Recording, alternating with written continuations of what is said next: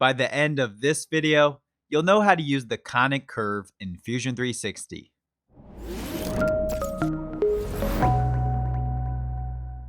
Hey there, it's Kevin Kennedy, and welcome to the Product Design Online YouTube channel, where I demo all things Fusion 360.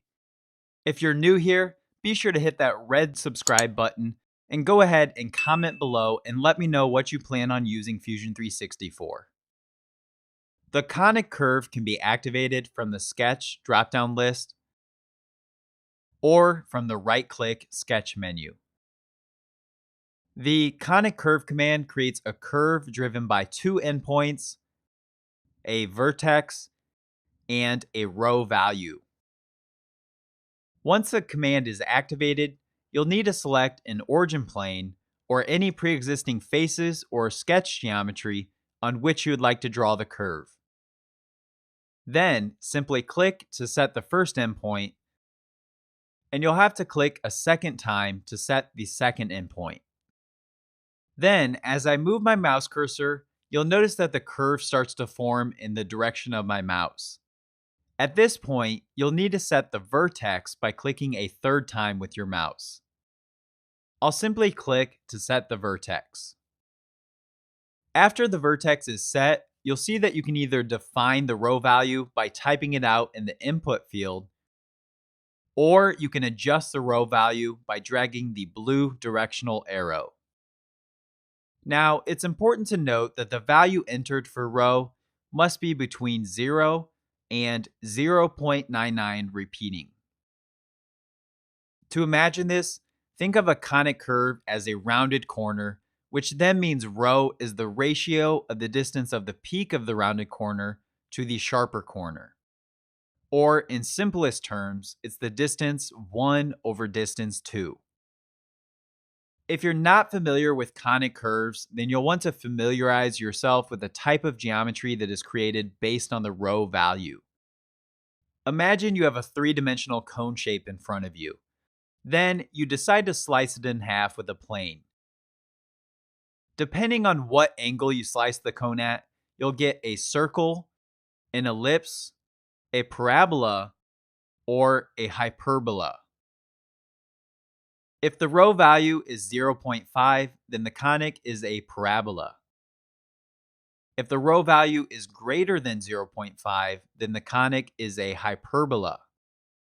If the row value is less than 0.5, then the conic is an ellipse. And to achieve a circle, you would have to have the exact row value, which depends on the angle of the corner. For example, for a 90-degree corner, row for a circle is the square root of 2 minus 1. At this point, you might be wondering why the conic curve is included in the available sketch geometry and how this could even be helpful in CAD. CAD professionals really like conic curves because they're more interesting than arcs. They also require a lot less math to solve than the math needed to manipulate splines. The other benefit of the math being simpler is that the conic curves are more lightweight and easier for computers to handle as well.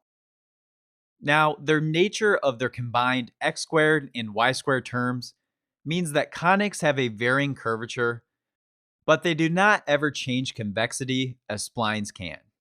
This allows us to create smooth, flowing bends without worrying about wrinkles or dimples that can be caused by unruly splines. Just to give you an idea of where conic curves can be used, you'll find that conic curves are often used in transportation-related objects, especially when aerodynamics are a large consideration. This means if you're looking to use Fusion 360 for building airplane models, or really any type of aerodynamic bodies, then you may find the conic curve to be an essential part of your sketch geometry. In summary, you likely won't find yourself using the conic curve command on a daily basis. However, it does come in handy if you need a guaranteed smooth surface that isn't possible with the spline commands. Thanks for watching. If you have any questions at all about this tutorial or Fusion 360 questions in general, then be sure to comment them below. Hit that thumbs up icon if you learned something in this video, and click subscribe, followed by that little bell icon to be notified of more Fusion 360 tutorials.